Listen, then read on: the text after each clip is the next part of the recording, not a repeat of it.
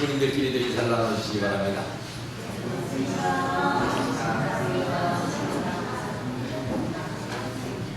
반갑습니다.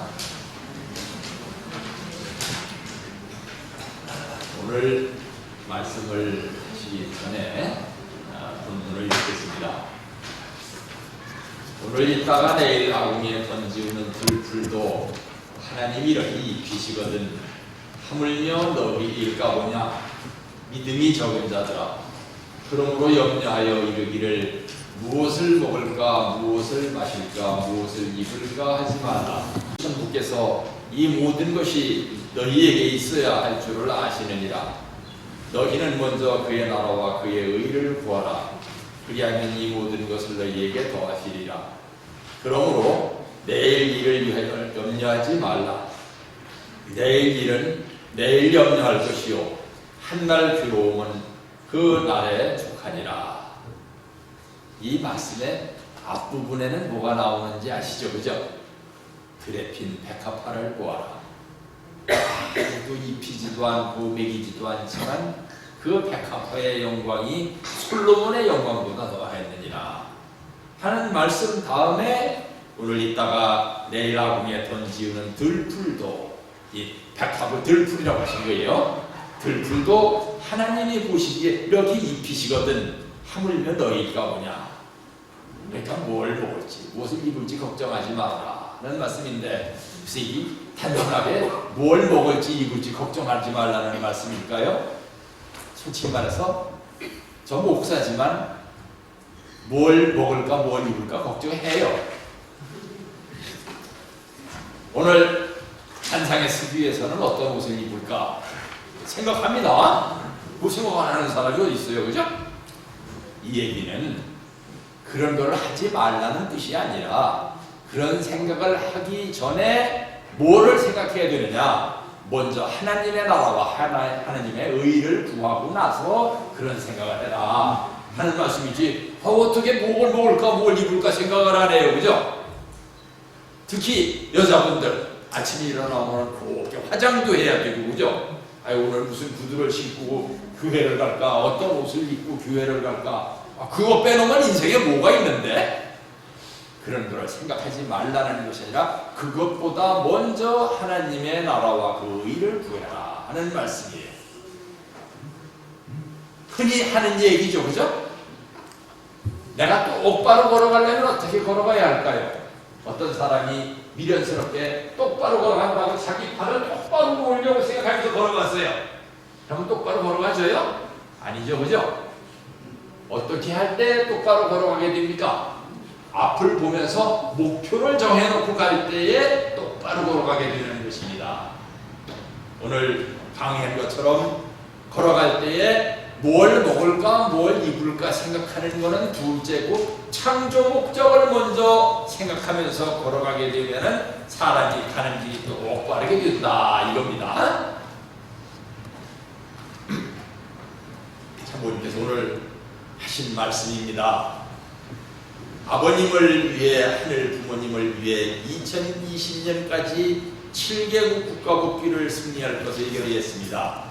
동에서 서로 남에서 북으로 저는 쉴 새 없이 세상을 품으러 다녔습니다. 입 안이 얼고 다리가 붓고 서 있을 수조차 없는 어려움이 있었지만 저는 쉴 수가 없었습니다. 아버님과의 약속, 아무리 뜻이 힘들어도 내 배에서 끝을 보겠다는 그 약속을 지키기 위해서였습니다. 기필코 제가 이루어드리겠다. 그것을 위해서 저는 변하지 않을 것이다라며 수없이 다짐하며 살아왔습니다. 제가 15년 동안 신문사에 있다가 다시 목표를 시작해야겠다 하고 나와서 목표를 하던 중에 여수 수련회를 들어갔더니 여수에 들어가가지고 누굴 만났는가 하면은 옛날에 청평수련소에서 수고하시던 권사님을 만났어요. 그 권사님이 아이고 요즘엔 뭐하고 지내요? 하고 아주 반갑게 맞이하길래 예 다시 목회했습니다. 아이고 그래 잘했다 참 잘했다. 그랬더니 하는 얘기가 뭐라 했는지 아세요? 목사님들 생활 어려운 것 같아도 그래도 다들 자식 대학 보내고 살더라 뭐 꼭 회사 안 다녀도 먹고 사는 게 이렇게 어려워서 회사에 있느라고 원리가게 그렇게 잘하는 사람이 목표 안 하고 신문사에 있어 그래? 아이고 잘했다, 아이고 잘했다 그래요. 사실 참 목표 하다 보면은 참 먹고 사는데 걱정 없는 목사님도 있지만 걱정이 많은 목사님도 많죠, 우리 교회는. 그죠? 참 시골 작은 교회를 가면은 참 어려운 목사님들 많이 계십니다. 그런데요, 동일교회 목사님만 그렇게 어려운 게 아니에요. 기성교회 목사님들도 저 몇 단위에 가면요 밥 굶는 목사가 허둑해요. 근데 중요한 것은 뭐냐, 그렇게 알면서도 다들 보면은 빠듯하게 살아요. 빠듯하게 굶어 죽지 않고. 그죠? 그래도 어디 회의 갈 적에는 양복 입고 가더라 이거예요. 그건 왜 그러냐, 목표를 향해서 걸어가다 보면은 저절로 똑바르게 걸어가게 되는 것이지, 똑바르게 걸어가려고 발을 똑바로 걸어가다 보면은 오히려 삐딱하게 걸어가게 된다 하는 얘기를 다시 한번 생각해 되는 것이다 이겁니다. 이 표는 뭔가 하면은 참 어머님께서 요즘에 세계 순회를 하고 다니시는 일정이에요. 참 바쁘게 다니시죠, 그죠? 11월 25일서부터 해가지고 1월 1일까지 하나도 빼꼼한 날이 하나도 없어요. 한 시간도 없어요. 쉽게 말하면.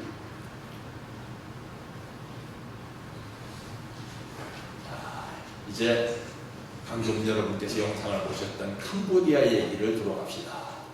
여기 나오는 사람은 폴포트라고 하는 사람인데요, 이 사람이 바로 캄보디아라는 나라에서 200만 명이나 죽인 사람이에요.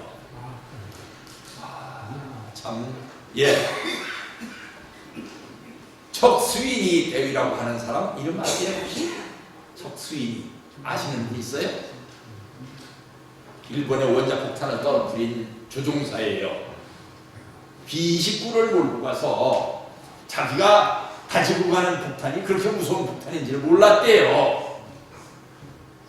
가지고 가서 히로시마에 가가지고서 스위치 하나 눌렀는데 폭탄이 하나 떨어지더니 그게 크기는 컸지만 그렇게 무서운 건지 몰랐는데 떨어지는 자리에서 조그마한 태양 같은 게 튀어나오더니 그 태양 같은 게 막 불어나더니 히로시마 도시 상공을 꽉 덮더니 그것이 팍 하고 터지면서 버섯 같은 구름이 11km나 튀어오고 그 밑에서 수십만 명이 죽는 거예요.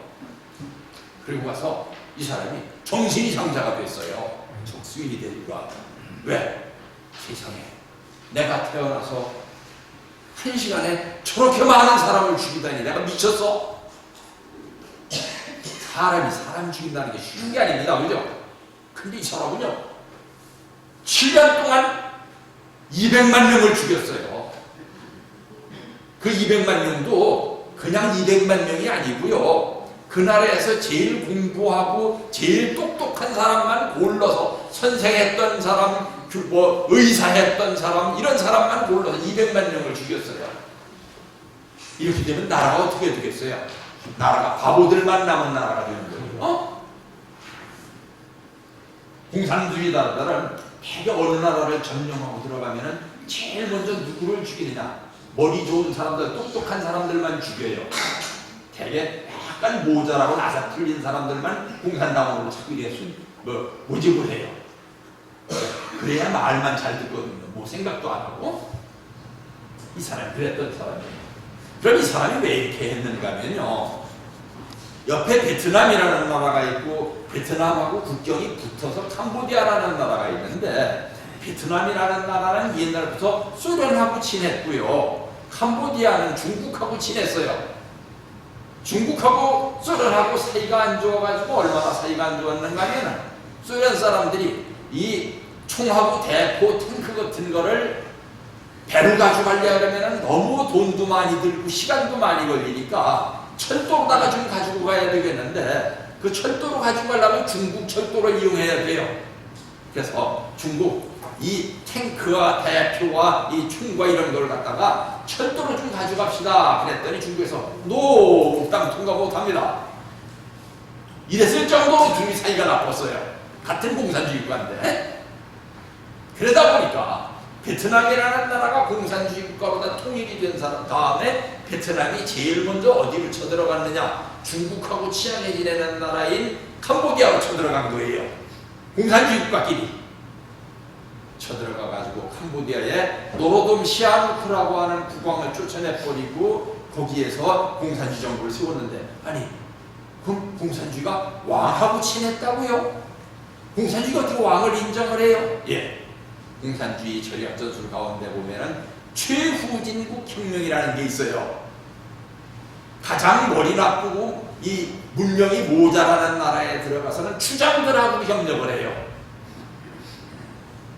하여튼 이 사람이 들어가서 그렇게 많은 사람을 죽였다가, 이 사람이 원래 베트남 공산당원 출신인데 베트남 공산당이 이 폴포트 총리가 다스리고 있는 캄보디아에 들어가가지고 또 그렇게 많이 죽인 거예요. 그래서 나중에 도대체 공산주의라면 몸서리가 난다고 국민들이 막 그 데모를 일으키니까 유엔 감사에서 선거를 해가지고 지금 훈센 총리가 되고, 노로돔 시아누크라는 국왕은 어디에 피난가 있었는가 하면 북한에 피난가 있었어요. 그랬다가 이 사람이 다시 와가지고 국왕이 된 거예요. 시아누크가. 지금은 그 노로돔 시아누크는 죽고 그 아들이 국왕이에요. 그 국왕의 명령을 받아서 이번에 훈센 총리가 어머님한테 최고 훈장을 드린 겁니다. 자, 그럼 그림을 봅시다. 이 사람이 노로돔 시아누크의 아들인 노로돔 시하몬이 국왕이에요. 그리고 이 사람은 훈센 총리입니다. 그래서 이 훈센 총리라는 사람이 사실상 이제 일본하고 비슷해요. 이 사람은 천황격이고 이 사람은 총리격이에요. 이렇게 나라를 다스리고 있습니다.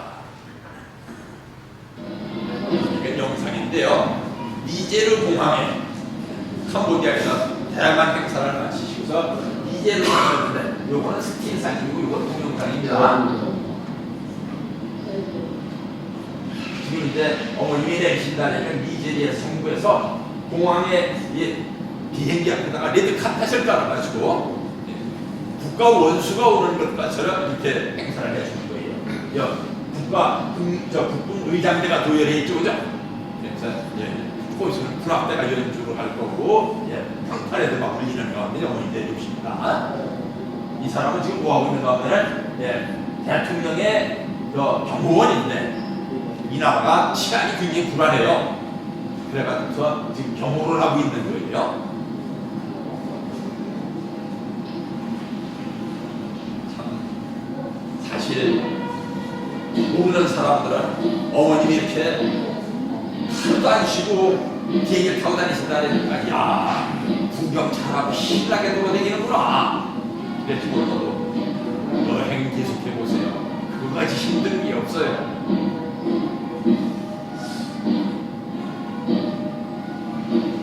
이제 니제리아의 국악대가 연주하는 겁니다. 저희는 국악.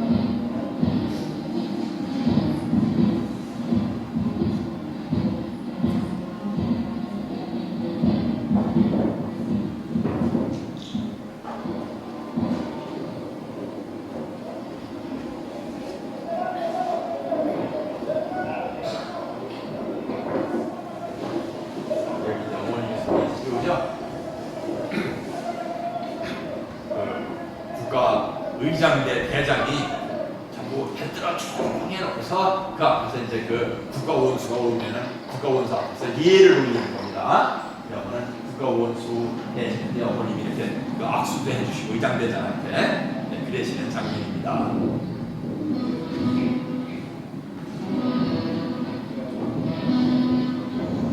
지금 이제 이거 뭐 이상한 소리가 나죠, 그죠? 그 나라의 민족악기.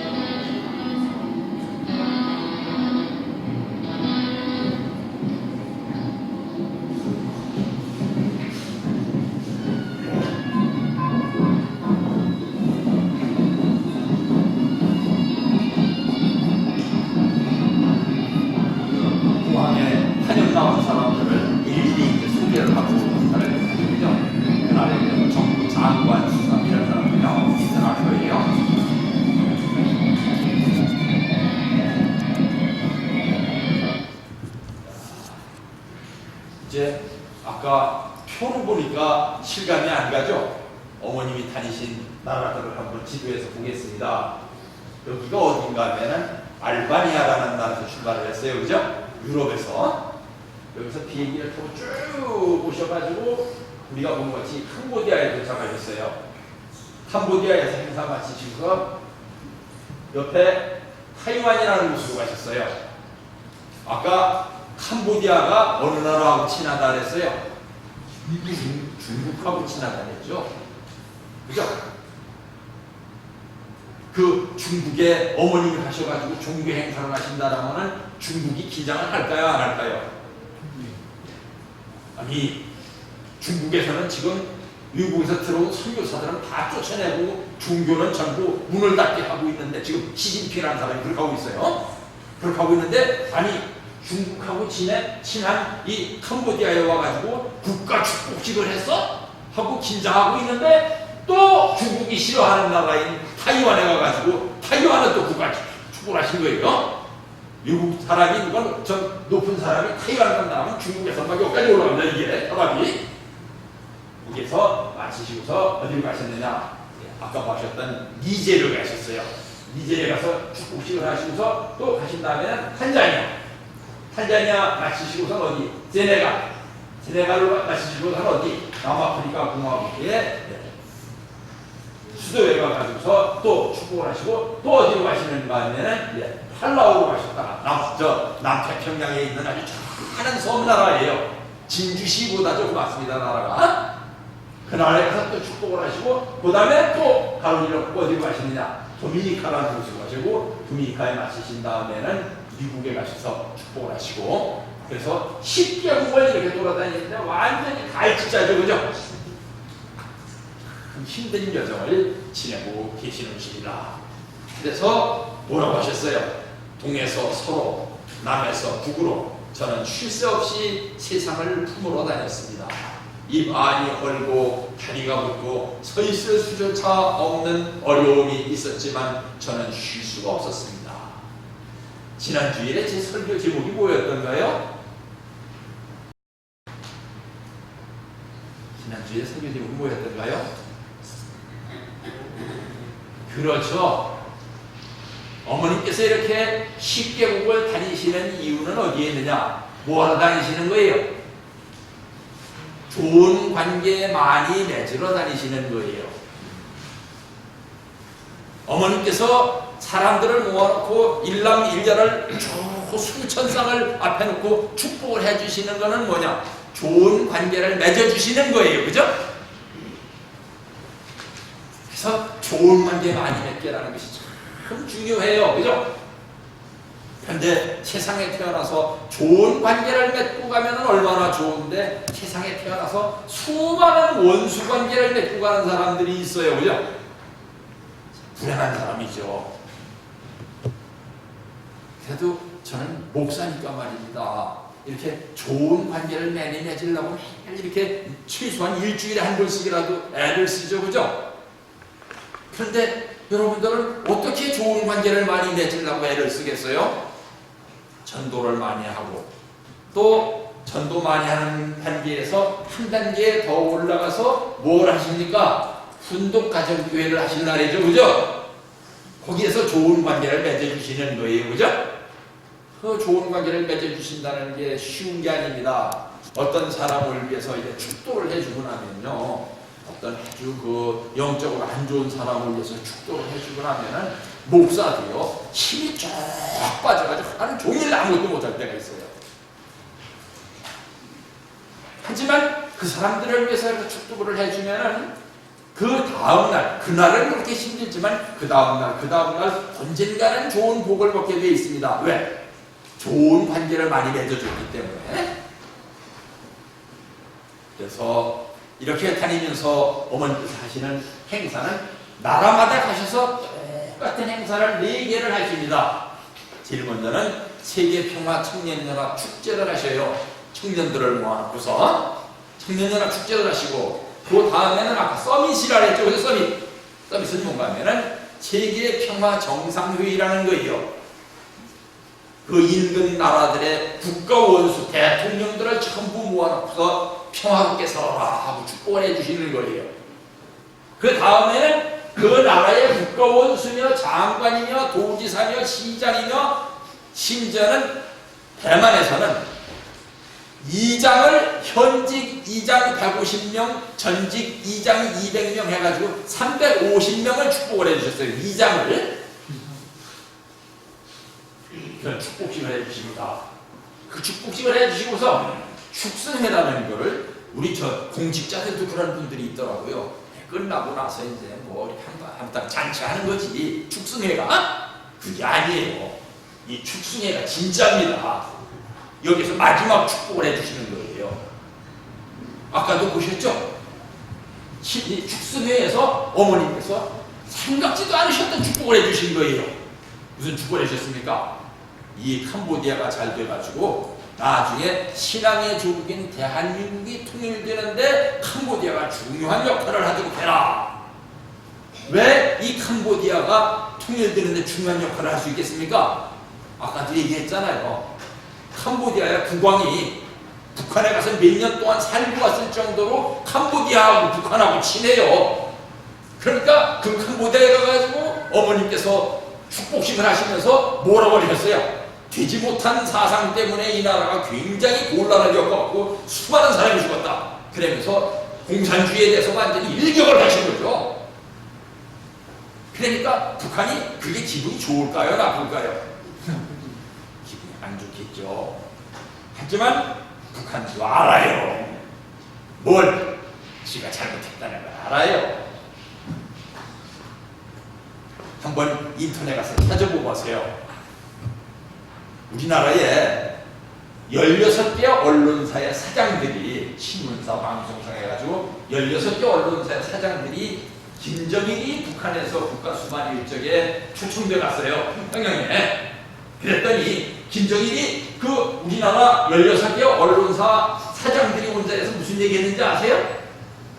내가 제일 존경하는 사람은 하길래 김대중 선생이라 할 줄 알았더니 미안합니다. 좀 못 알아듣는 사람이 있을까 하면서 얘기하는 거예요. 김대중 선생이라 할 줄 알았더니 김정일이 뜻밖의 얘기를 했어요. 누구를 제일 존경한다 했을 것 같아요. 나만 그 건수 중에 박정희를 제일 존경한다 했어요.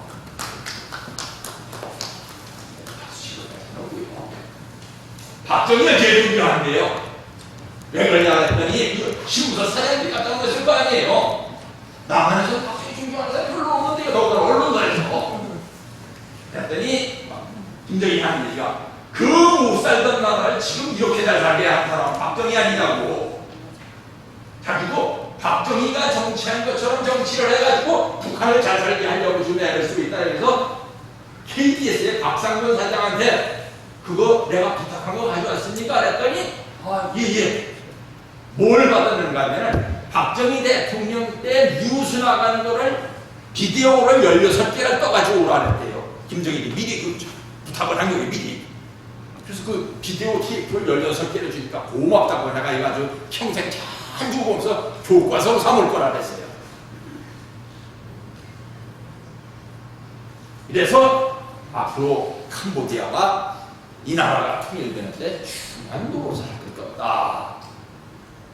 그래서 어머니 하시는 일은 지금 이 나라의 통일과 세계의 평화를 위해서 아주 중요한 일을 하고 계시는 것이다. 이겁니다. 자, 이제 갑자기 딴 얘기로 넘어갑시다. 노아, 성경에 나오는 노아 얘기입니다. 아버님께서 전에 말씀하시다가 노아라는 이름이 참 좋다 했어요. 왜냐? 사탄한테 놓아라! 그래서 노아래요. 네. 사탄이 인류의 발목을 잡고서 인류를 계속 나쁜 방향으로 끌어가려니까 놓아라! 그래서 노아래요. 왜 갑자기 노아 얘기를 하냐면 어머님은 그런 일을 하시는데 어머님 그런 일을 하시는 거하고 나하고 무슨 상관이냐? 그게 중요하죠, 그죠? 나하고 무슨 상관이냐? 아까 제가 참 이렇게 목사도 일요일날 단상에 쓰려면 무슨 옷을 입을까 생각을 한다 그랬죠, 그죠? 옷 얘기 나왔으니까 이 얘기인데요. 제가 이제 옷을 이래 지금까지 참 두 벌은 맞춰서 입었고, 지금까지 살면서 목사하면서 두 벌은 맞춰 입었고, 그 외에는 옷을 그냥 늘 사서 입었는데요. 맞춰준 거는 내가 맞춘 건 하나도 없고 이제 어른들이 맞춰주신 거예요. 그런데 맞춰주신 옷은 10년 전 양복을 입어도 지금도 이게 몸이 좀 불어나고 그랬는데도 불편하지를 않아요. 그런데 가서 기성복사 입은 거는 한 2, 3년만 지나고 나면은 몸에 이상하게 안 맞게 돼요. 비싼 옷인데도. 무슨 얘기를 하려고 하는가 하면은 뭐든지 원리도 나한테 맞춤 원리가 돼야지 중요한 것이지, 원리 강의로다가 그냥 창조 목적 타락론 이렇게 강의를 하면은 별로 그렇게 나한테 다가오진 않더라 하는 얘기를 하려고요. 그죠? 원리도 맞춤 원리가 중요하다 이겁니다. 그래서 지금 맞춤 원리로 한번 노아 가정을 생각해보자 이겁니다. 왜? 나와의 관계를 알아야 되니까. 노아가 여호와께서 자기에게 명하신 대로 다 준행하였더라. 홍수가 땅에 있을 때에 노아가 600세라. 이렇게 오래 살았나? 노아가 아들들과 아내와 자부들과 함께 홍수를 피하여 방주에 들어갔고, 정결한 짐승과 부정한 짐승과 새와 땅에 기는 모든 것이 하나님이 노아에게 명하신 대로 암수 둘씩 노아에게 나와 방주로 들어갔더니 7일 후에 홍수가 땅에 덮이니 노아 600세 되던 해 2월 곧 그달 17일이라. 그날에 큰 기쁨의 샘들이 터지며 하늘의 창들이 열려 40주야를 비가 땅에 쏟아졌다.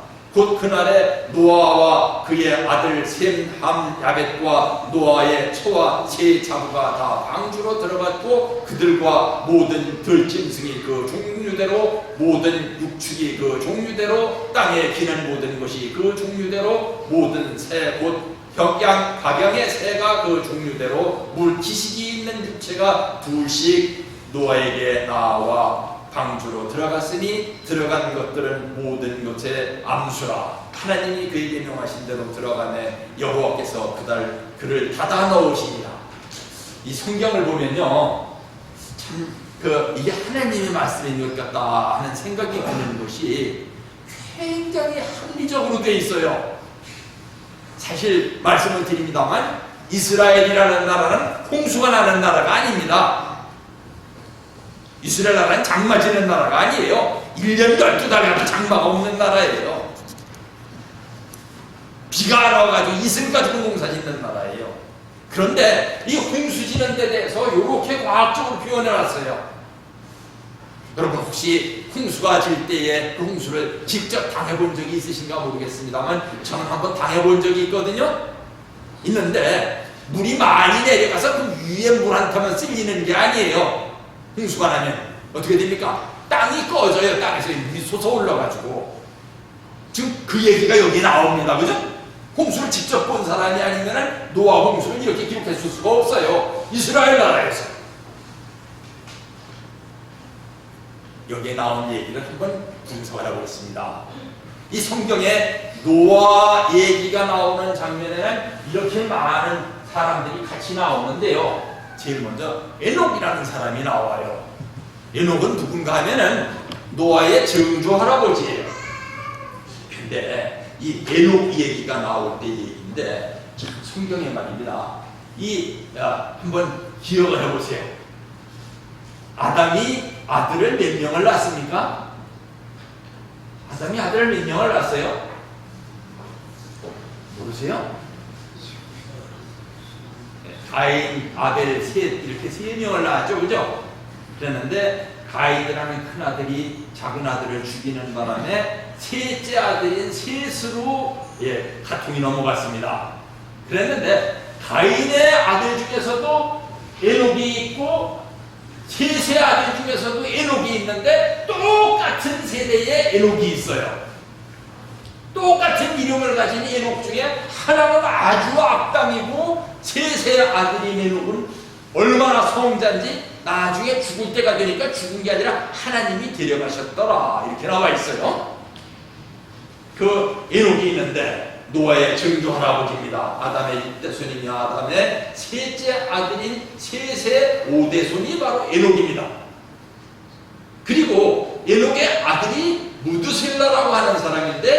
무드셀라는 노아의 할아버지고 성경에 나오는 최장수 인물이에요. 아까 노아가 600세가 됐을 때 홍수가 터졌다 그랬죠, 그죠? 이 무드셀라는 몇 년을 살다가 죽었는가 하면 969년을 살다가 죽었대요. 이렇게 오래 살 수 있는지 사실 말씀 없어요. 여러분은 뭐 아이고 오래 사서 뭐 해야지 몰라도 난 이렇게 오래 살아보고 싶어요. 969년을 살았는데 이 사람이 언제 죽었는가 하면은 노아가 방주를 지을 때 계속 옆에서 도와주다가 홍수심판 직전이 돼가지고 죽었더라 이랬습니다. 그러면서 이 무드셀라가 옆에서 노아한테 무슨 역할을 했는가 하면은 그 요즘에 젊은 사람들만 알아듣는 것 중에 멘토라는 말이 있어요. 그죠? 멘토 역할을 했어요. 신앙에 인생은 이래야 되는 거야.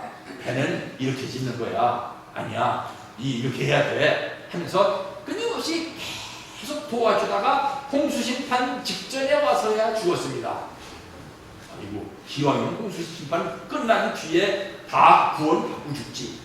누구에게나 자기의 사명이라는 게 있어요. 그 사명의 한계를 다 하고서 죽는 거는 그건 불행이 아니에요. 그건 행복이에요. 무드셀라는 이렇게 죽었어요. 그런데 이 무드셀라가 꼭 행복했다고 볼 수 없습니다. 왜냐하면 자기가 살아있으면서 자기 아들이 죽는 것을 봤어요. 라멕이라고 하는 사람은 이 무드셀라의 아들이고 노아의 아버지인데 777세를 살다가 방주가 완공되기 5년 전에 죽었습니다.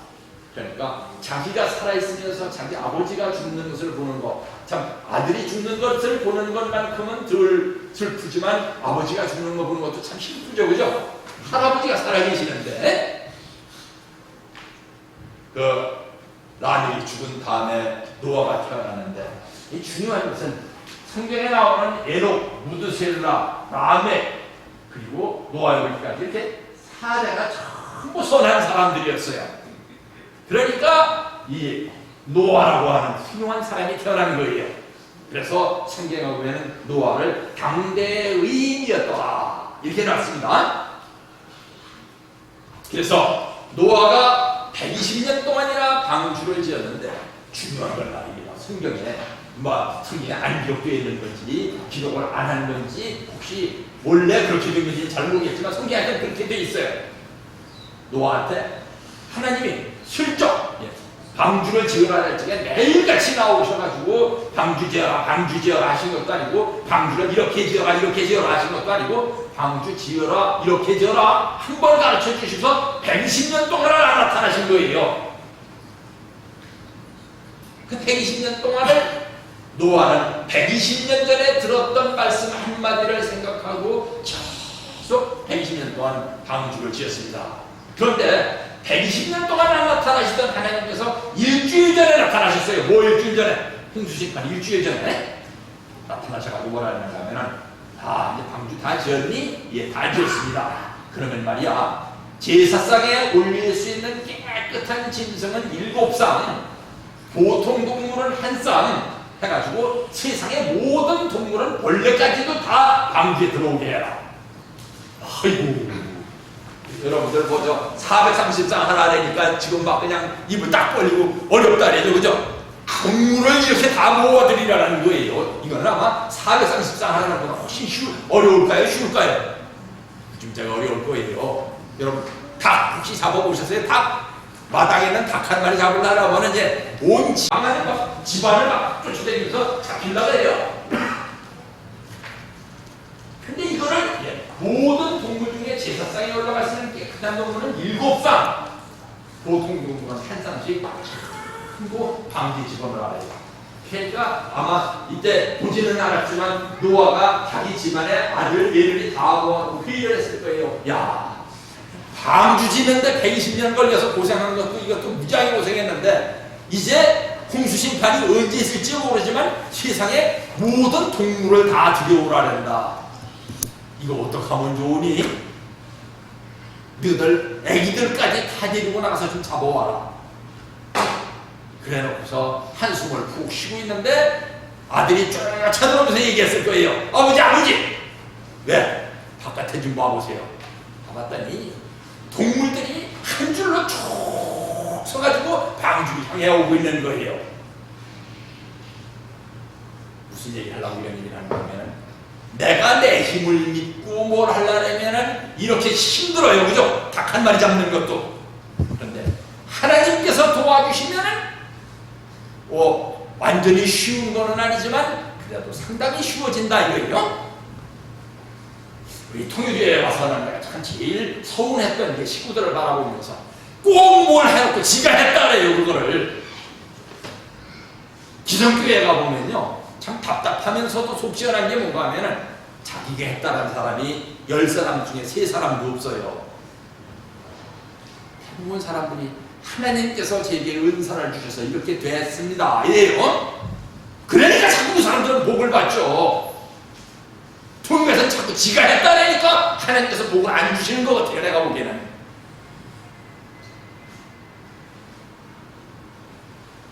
내가 했어요, 이거 내가 했어요, 이거 내가 했어요. 그럼 하나님께서 그럼 네가 알아서 해라.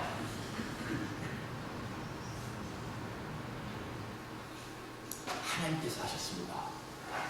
이러면은 하나님께서 아니다, 얘 네가 했다, 얘 이러실 텐데 이거 내가 했어요. 그럼 앞으로 네가 해라. 그러니까 자꾸 통일교가 어렵습니다. 이 노아가 이렇게 해서 참 사실은 홍수심판을 만난 다음에 누구 때문에 모든 게 다 허물어졌다 그랬습니까? 요 둘째 아들인 함, 세상에 120년 전에 120년 후에 홍수가 있을 걸 알고 방주를 지어가지고 자기 가족 전부를 살리신 아버지인데 그 아버지 앞에서 또 지가 장난치고 한 거예요. 저 아버지가 창피하게 말이야, 응? 뻘도 먹고 잠을 잤다니 아이고 창피해. 야, 내가 가서 이불 좀 덮어주고 올게. 아이고 아버지 망령났어. 그랬다가 이 함이 노아한테 무슨 저주를 받았어요? 형제의 종의 종이 될 거라 했습니다. 그리고 나오는 사람들이 참 그렇게 중요한데, 이 내용들을 보면서 우리는 뭘 깨달아야 되느냐? 하나님, 내 인생의 사명이 뭡니까? 하고 여쭤봐야 돼요. 사람마다 다 자기가 해야 될 일이 있습니다. 자기가 해야 될 일이 있는 것만이 아니라 자기만이 할 수 있는 일이 있습니다. 하나님, 알고 보니까 말입니다. 아니, 나는 왜 이렇게 만들어놔? 하나님, 세상에 나는 왜 이렇게 이런 사람도 만들어놨어요? 하고 막 그냥 한탄을 하고 하늘을 저주했었던 사람들은 가만히 살펴봐 보세요. 하나님, 나만이 할 수 있는 일이 있어서 나를 이렇게 만드셨구먼요. 생각하면 감사할 수 있습니다. 그래서 그 일을 찾아서 해드리면은 하늘 앞에 너는 이 세상에 둘도 없는 효자니라 하는 축복을 받게 되어 있는 것입니다. 무슨 얘기를 보면서 이런 얘기를 할까? 무드셀라는 하나님의 홍수 심판이 있기 전에 바로 다 직전에 죽었어요. 라면은 홍수 심판이 있기 전에 5년 전에 죽었어요. 그 사람들, 왜 선하게 살았었던 사람들을 하나님께서 그 홍수 심판 끝난 다음에 죽게 하시지, 이렇게 죽게 했어. 이 사람들은 이렇게 하는 것이 자기네들이 할 일을 한 것이다 이거예요. 이거 감사하는 거예요. 자, 봐보십시다. 이 방주가 이렇게 생겼어요. 이 길이가 135m나 되고 높이는 14m고 폭은 24m인데, 이런 배 혹시 타보신 적 있습니까? 전 한번 타본 적이 있어요. 옛날에 기자 생활할 때 항공모함에 한번 타본 적이 있습니다. 타봤더니 이제 인디펜던스라고 하는 항공모함을 타봤는데, 그 항공모함은 배가 파도가 쳐도 고요할 줄 알았더니 그 큰 배인데도 파도가 치니까 이래 되더라고요. 그래서 항공모함에서 비행기를 조종을 하고 있는 함대기 해군 전투기 조종사들한테 물어봤더니 공군 조종사는 알기 우습게 한다 하더라고요. 왜? 공군 조종사는 비행장에 내리니까 늘 탄탄한 데만 이렇게 내리라는 이거예요.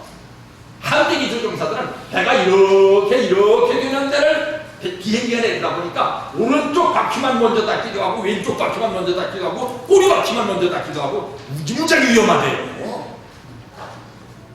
그런 데를 뜨고 내리는 비행사이기 때문에 해군조종사들이 국문조종사에게 우습게 한대요. 왜 이런 얘기를 하는가 하면요, 이런 배를 타고 있었던 노아는 40일 동안 뱃멀미를 했을까요? 안 했을까요? 엄청났을 거예요. 이때 오는 비가 40주야를 쏟아졌는데 무지무지하게 쏟아졌거든요. 바람이 얼마나 불었겠어요. 게다가 이 노아의 방주라는 배는 노도 돛도 없어요. 기도 없어요. 그냥 떠다니는 배예요. 그러니까 여기에서 막 그냥 있는 거 다 똥을 기우고 막 난리가 났겠죠. 게다가 여기에다가 온갖 동물을 다 싣고 있어요. 여기에서 동물들이 배설물을 쏟아내면 배설물이 바깥으로 나가는 추구가 있었을까요? 없었을까요? 그 똥냄새 다 맡았을 거예요. 게다가 40일을 여기서 있으니까 여기에는 유식동물도 있고 초식동물도 있는데 먹이 줬을까요? 안 줬을까요? 먹이 다 먹여줬으니까 여기서 살았지. 안 그러면 다 죽었죠. 이 고역을 겪으면서 노도 돛도 없는 가운데에서 노아는 어떻게 살았을까요? 오직 뭐만 생각하며 살았을까요? 창조 목적만 생각하며 살았겠죠. 그죠? 하나님의 복지 섭리의 목적만 생각하며 살았겠죠. 그죠? 키도 없는데 어떤 방향으로 가야지 어떻게 알아요? 그냥 맡겨진 대로 순응하며 살았겠죠. 아이고, 요즘에 그 얘기를 듣고 젊은 사람 중에 그런 얘기 하는 사람이 있겠죠. 아이고 병신. 그러니까 모절이지. 모절인지 아닌지는 모르지만 그 후손인 이스라엘 민족은 지금 세계에서 머리가 제일 나쁜 민족이에요? 좋은 민족이에요? 제일 좋은 민족이 됐어요.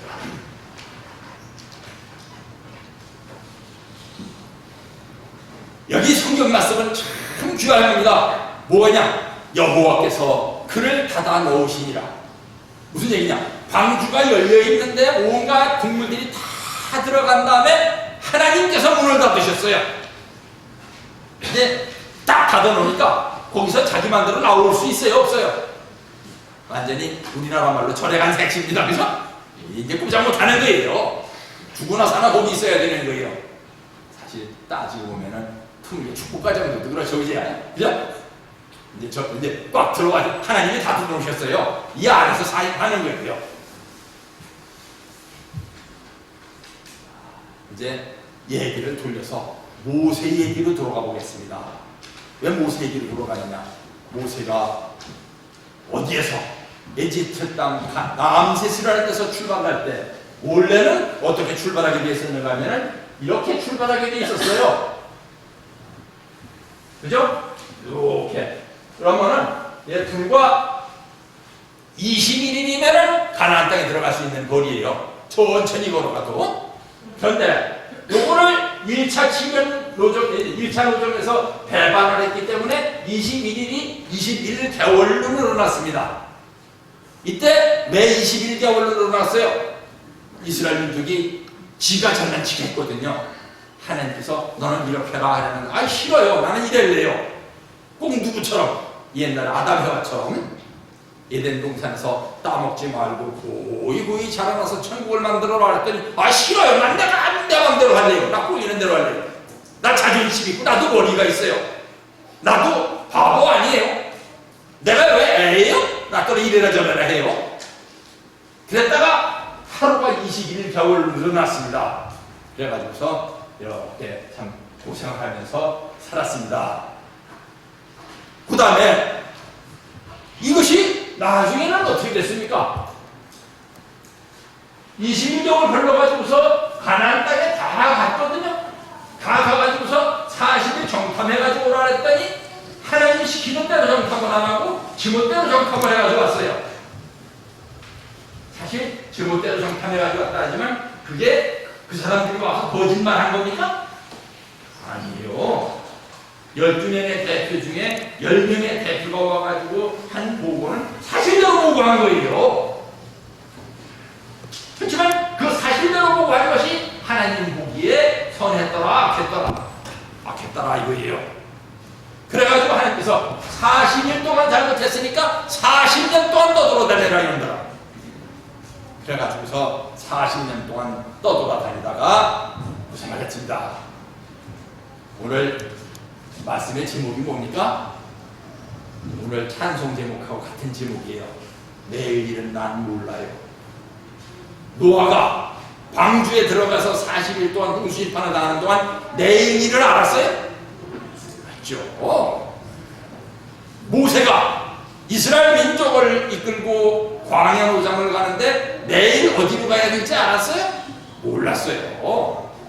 이스라엘 민족들이 와가지고 묻습니다. 모세, 내일은 어디로 갈 거예요? 몰라.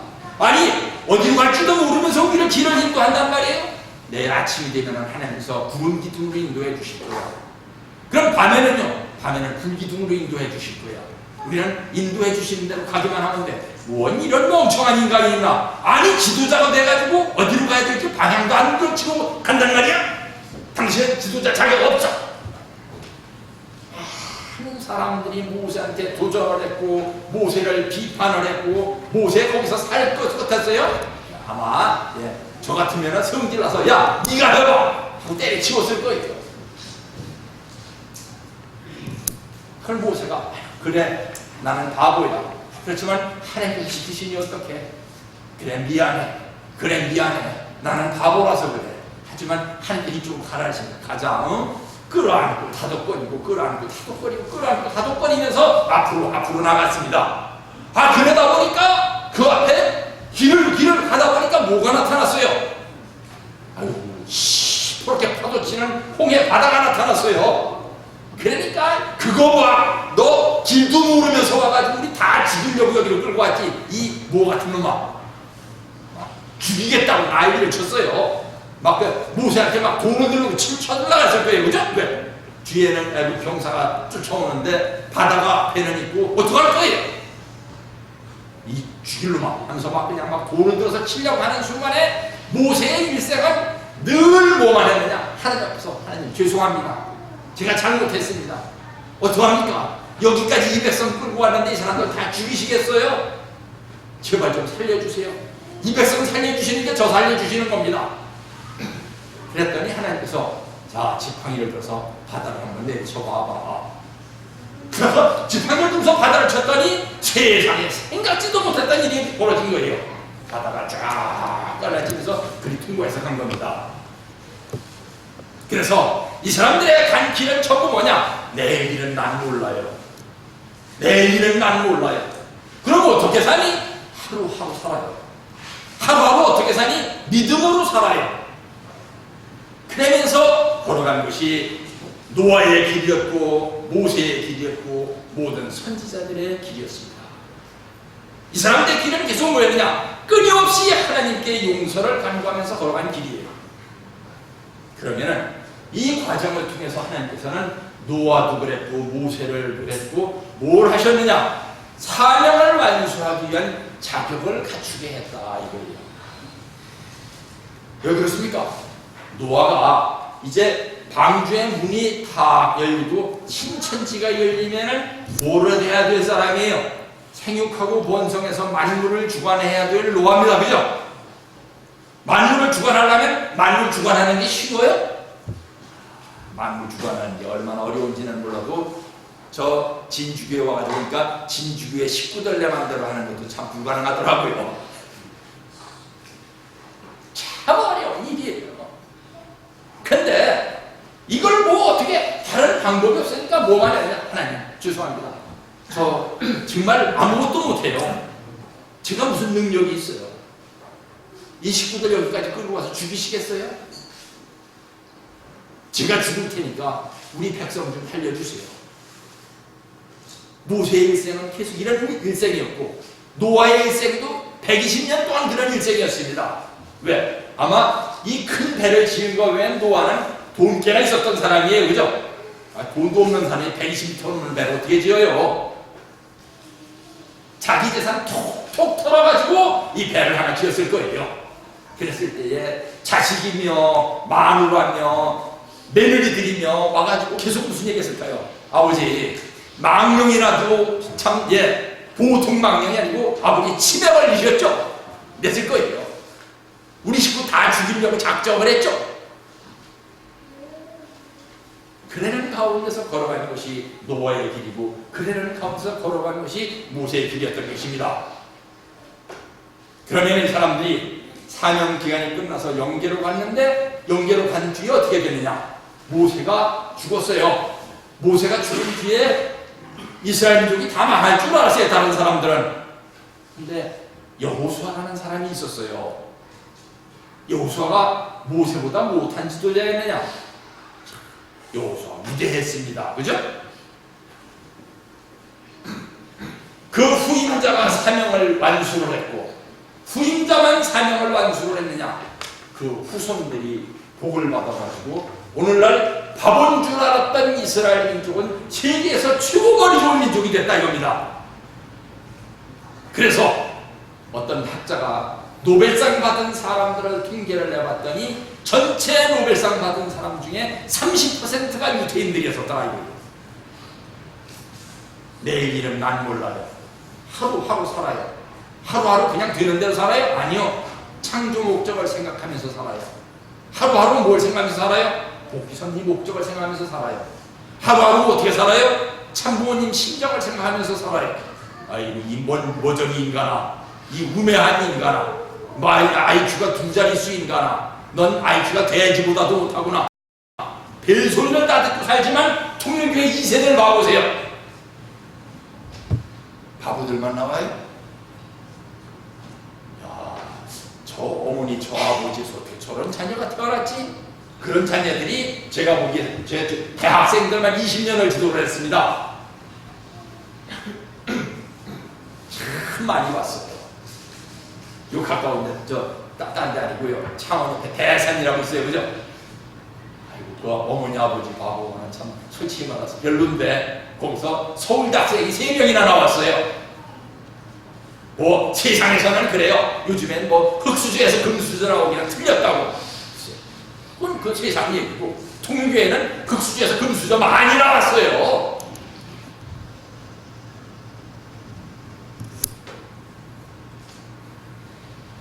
아버님을 위해 하늘 부모님을 위해 2020년까지 7개국 국가복귀를 승리할 것을 결의했습니다. 동에서 서로 남에서 북으로 저는 쉴 새 없이 세상을 품으러 다녔습니다. 이 많이 헐고 다리가 붓고 서 있을 수조차 없는 어려움이 있었지만 저는 쉴 수가 없었습니다. 아버님과의 약속, 아무리 뜻이 힘들어도 내 배에서 끝을 보겠다는 그 약속을 지키기 위해서였습니다. 기필코 제가 이루어드리겠다. 그것을 위해서 저는 변하지 않을 것이다라며 수없이 다짐하며 살아왔습니다. 아마 어머님도 그러실 거예요. 내일은 난 몰라요. 하루하루 살아요. 그런데 최선을 다해서 살아요.